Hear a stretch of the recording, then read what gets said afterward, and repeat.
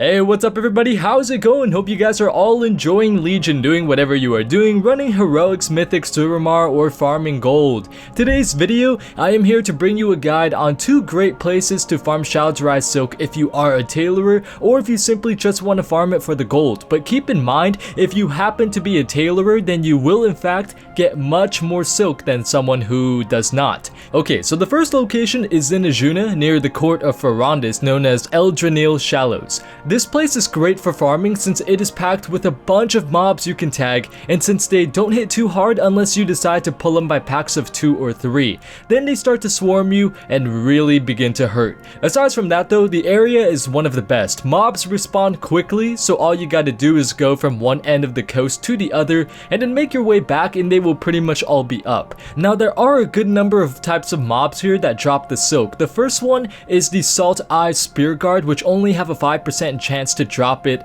the Salt-Eye Tide Shamans, who have a 7% chance, the Salt-Eye Hookblades, who have a 8% drop rate, the Hate Coil Enchantresses, which have a 38% chance to drop the silk, and finally the Hate Coil Slavers, which have a 34% chance of dropping it. Now as you can see, the Murlocs have a much smaller chance of actually dropping the silk than the Naga themselves, but this is because there are so few Naga, but so many Murlocs within this area.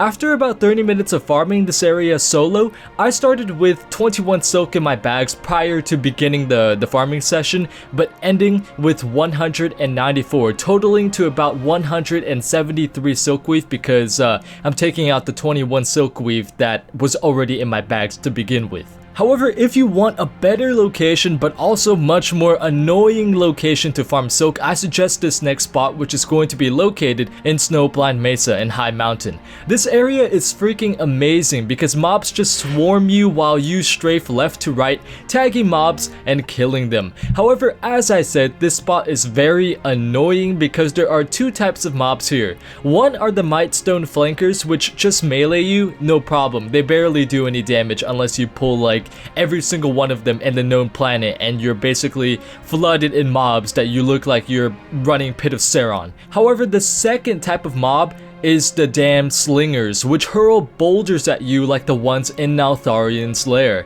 Worse though, these guys prioritize you over the guards whenever they begin casting their boulder sling. So whenever they throw their rocks, it's always going to hit you unless they somehow miss. In addition to this, these guys have the range of half a freaking Azeroth. They see you, they'll throw rocks at you immediately. So make sure you guys focus them down the first thing that you do. Otherwise, if you let them free cast, they will pretty much kill your ass. This spot is, to be honest, it's actually very difficult and annoying to farm if you play a class which takes a lot of damage and doesn't have too many big heals. I died a bunch of times while trying to kill these guys on my warrior, so if you play a class that does not have too many heals, I recommend extreme caution when going up here because these dudes hurt like hell. Now in this area, I started with 10 silk in my bags prior to recording, but after 30 minutes of farming, I ended with 154 silk, totaling to 144 silk in this farming spot. However, this was after dying numerous times, waiting for res timer, and taking a bunch of breaks to heal up and eat food in between. Because as I said, these dudes do crazy amount of damage that if you just don't heal up, you're gonna be just charging into your death. Now this is what you do when choosing between these two spots. If you're solo farming, go to the first spot. If you're in a group, go to this one.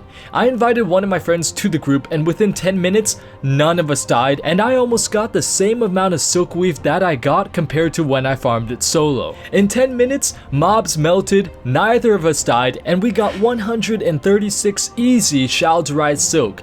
And this is just me, he got like another 100 silk or something like that. Definitely go here if you have another person who wants to join you. It's much easier, it's much faster, and the drop rates are much higher compared to the Murloc area. One last thing about this farming spot before we move on, however, the Mightstone Flankers, which are once again the melee adds, have a 32% chance of dropping the silk, and the slingers have a 39% chance, so it's really high when compared to the first farming spot, and there are, pretty much just endless mobs. All you gotta do is straight from left to right. The only concern that you gotta burden yourself with is the damn slingers. Alright guys, so on my server, Shal'dorei Silk is going for 9 gold each, which means to sell these mats without doing anything to the Shal'dorei Silk will have earned me 1.5k gold from the first spot and 1.3k gold from the second spot, not counting when I was farming in a party.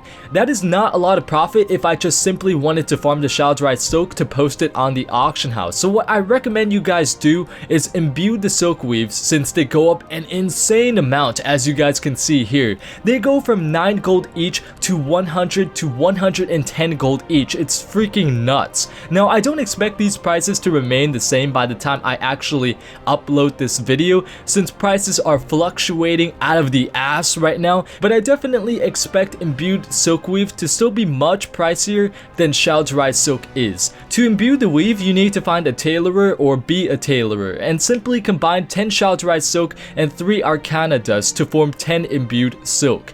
Now if you do not feel like farming and just want to buy these mats yourself and imbue the silk, Arcana goes for 30 gold per on my auction house right now, and Shal'dorei Silk goes for 9 gold each. That means 90 gold for the dust and 90 gold for the silk, a total of 180 gold for a 1000 gold profit, judging off of the prices on the day that I'm recording this audio. It's pretty batshit crazy. However, the recipe of getting the imbued silk weave does take a long time to actually farm. Actually, it doesn't take too long, but there are a good amount of quests that you actually have to do if you haven't done them before, or if you just picked up tailoring while watching this video.